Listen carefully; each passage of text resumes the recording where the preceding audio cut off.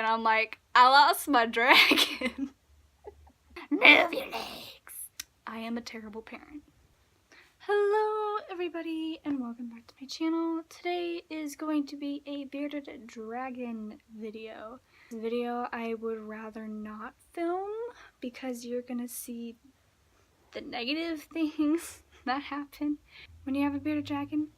But I decided to film it anyway because it's a good video to put out there to let people know. So today is going to be a video about the mistakes that I have made as a beardie mother, and I will go through them.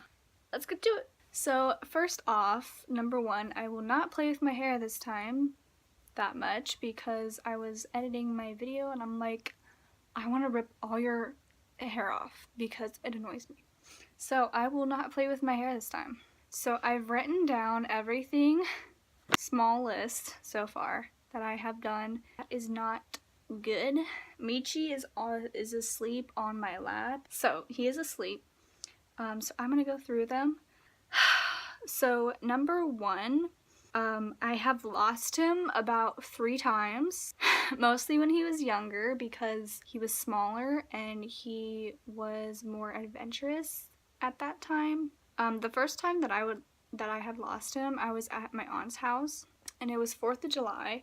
And so my aunt, my cousin, and I were making, I think it was cookies.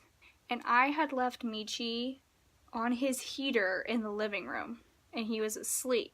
And so I'm like, okay, he's asleep. And this was when he was 2 months old. He was brand new. I didn't know about his personality then. So I was making cookies and about half an hour in, I'm like, I totally forgot that I had my bearded dragon in the living room and I had not checked up on him in like half an hour. And so as my thoughts became true, I had lost him. He was not on his heating pad at all. And I'm like, oh my gosh, well, he was probably about that big. I don't know if you can. He was small. He was 2 months old. And if you, like I was saying in a video before, if you like think in a bearded dragon's mind, they're this small. If you get down on the floor, you have this whole area. He could be anywhere. And I'm like, oh my god. I had no idea where he was. And so as panic struck me, my heart clenched. I was like, I just lost my dragon. My aunt's gonna find a dead corpse sometime in the future.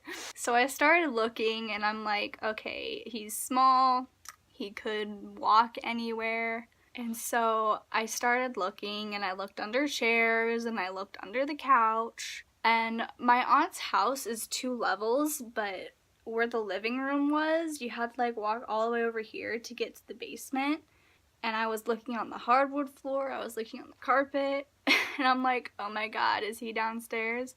If he was downstairs, I would have never found him. Oh my gosh, that is like, I would have never found him. But, so, as I was looking, well before that, I remember I had to call work and ask what my schedule was because I got locked out. But that's beside the point. So I did that first and I got everything sorted and then I'm like, I need to find my baby. So I went back to looking upstairs and then it's like a good half an hour in now that I was looking for him and not finding him. And so as I'm looking for him, I'm trying to be like incognito about it because I didn't want to bring it up to my aunt because I'm like, she's going to kill me. So my cousin notices that I'm looking for something and he's like, did you lose something? And I'm like, thinking, I'm like, you know what? You're not gonna find him yourself. You might as well just get other people to help you. And I'm like, yeah. And he's like, what did you lose? And I'm like, Michi. And so he's like, well, I'll help you look for him. And my aunt was like, what? And I go up to her and I'm like, I lost Michi. And she took it very well. I could tell she was slightly upset. Anyway, so 3 of us started looking. We weren't finding him. And so then my uncle and his son came and they're like, "What you looking for?" And I'm like, "I lost my dragon." And so they were like, "Well, we'll help you find him." And so now it's an hour into searching for Michi. I was in my aunt's room looking in the air vents because you never know. The air vents on the floor, not on the ceiling, obviously. And so then as I was in the room, I hear my uncle say, "I found him." And I'm like, "Where did you find him?" And so where he was is the living room is here.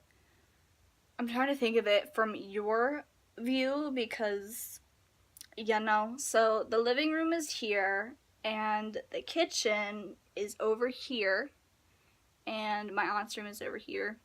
And so there is a window here. There's a window here and there's chairs here and then chairs here and then the kitchen over here. And then over here is about like the stairs to go down. Yeah. And so he was sitting here below the window on his heating pad. And there's a chair over here with the table. And he had not gone very far at all. Because as it happened, he climbed up the side. It was a cloth chair. I don't know what you call it. And the table had a tablecloth on it. And it was pushed up against the chair. And Michi had climbed up and shoved himself like in between the tablecloth and the side of the chair. And he was just hanging on. And I'm surprised he didn't fall off because my uncle was like moving the chair and whatnot. And then he moved it to the side and there Michi was. And I'm like, "You idiot." So I kept a very close eye on Michi that night. The second time I lost him, it was in my room. I hate living above a garage. Like, I'm literally sitting on the thing right now that's moving and I can feel. So, the second time I lost him, I was in my room and I had him on the floor because I wanted him to, you know, exercise.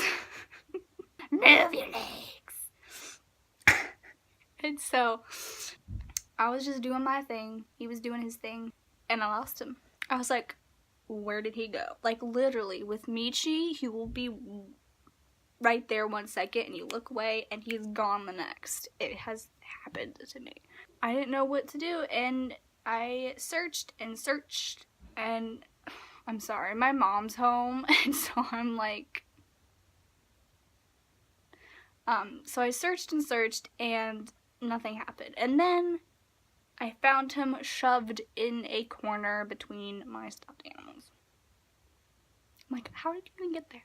So what I've learned with Michi is that he likes walls. He likes to be up against a wall when he's on the floor because apparently that's what he goes to. Like, if you just put him on the floor, he will usually run to a wall.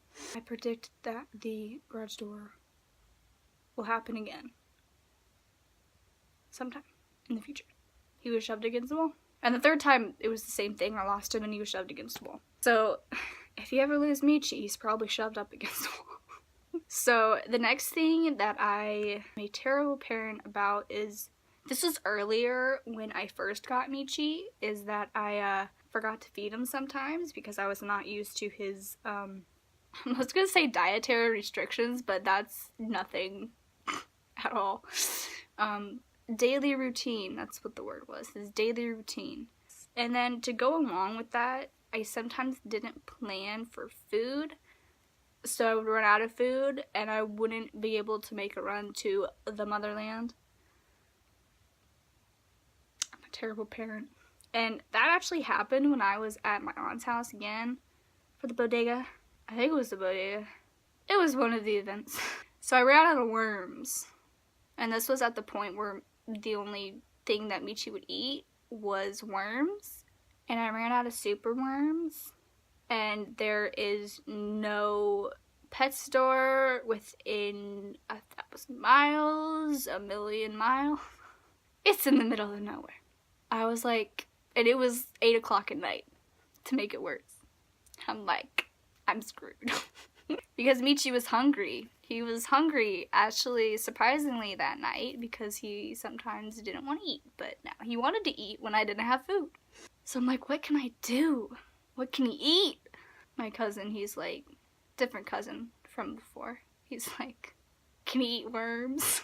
I'm like, I don't know. But the mother in me is like, worms are in the wild, they've eaten stuff, they have pesticides, they have blah blah blah. So I researched, can they eat earthworms? And reptiles, bearded dragons can eat earthworms, but no pesticides and blah blah blah.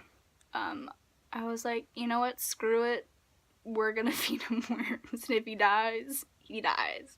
So I got 2 earthworms. Dug them up. Sorry. I fed it to him, and he ate them. He was a little bit confused, but he ate them. Then he got me night crawlers the next day, and he ate them. Night crawlers are so big. Michi was really confused about them. Anyway, so that's what happened.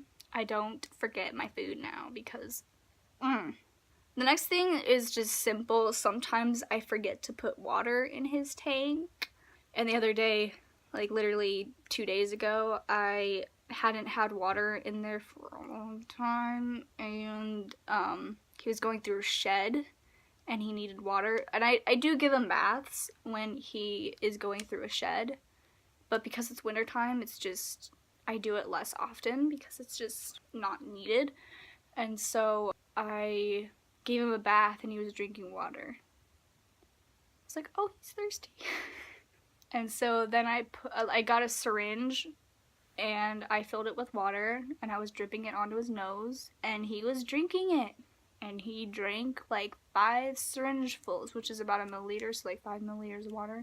I'm like, you know what? I might want to put water in his tank. And I put water in his tank, and he was drinking for a good 3 minutes. I am a terrible parent.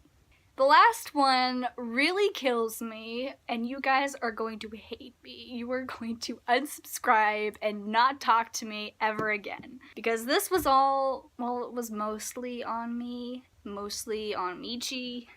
So I was clipping his claws. You could tell where this is going. I was clipping his claws one day, and I had aligned his claws with the clippers. And there's a little like section of his claw that you don't clip because it's a nerve and you want to clip right below it but not on it. And so I had gotten my clippers aligned, and I was like, I did not want to clip his nerve at all. And I don't know how this happened, okay? It was like mind-blowing. I'm gonna scoot closer for dramatic effect. So as I was clipping, Michi didn't like the pressure of the clippers, and he kicked his foot. And as he was kicking his foot, his claw slipped. His claw slipped, and I clipped a good part of his nerve off. It gets worse from here. So, and I've never told anybody this except my mom, so I'm really sorry. Really sorry. And so I was like, there's like this much of his nerve left, his claw, not his toe, his claw. And so I'm like, okay, it could grow back, right? Searching online, do bearded dragon claws grow back? I'm not getting anything, so I'm like, it's just a sit and wait situation. So I was trying to like wrap it up and clean it because it was bleeding, and I cleaned it up and everything, and I was like, now I just gotta wait to see what happens. And it turns out it amputated itself. So Michi has 9 toes. my god. Yeah, and I will show you. That's why clipping claws the proper way. Okay.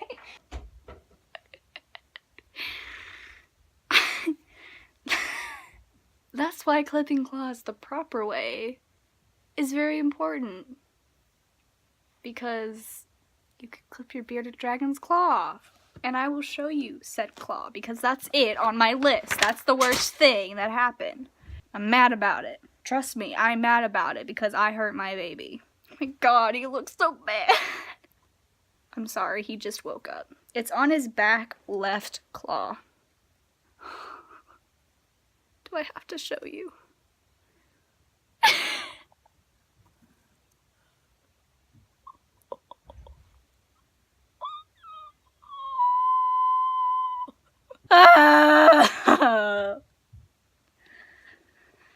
Okay, truth's out. Okay, you can come kill me if you want. I'm a terrible person. I don't deserve a bearded dragon. So that's it. I am not proud.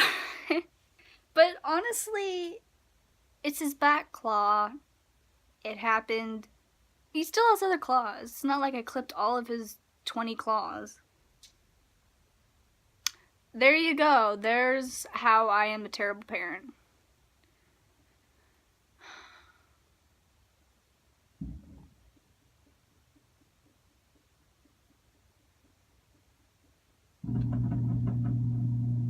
Predicted it. So, that's it for this video. Yes, that is it for this video. I'm gonna go now. Because I don't want to talk about this anymore. So, I will see you guys in the next video. Stay tuned, because I think after this video, there's gonna be a little surprise, something that's coming up. So, stay tuned, subscribe, like, whatever you want, and I will see you in the next one. Bye, guys.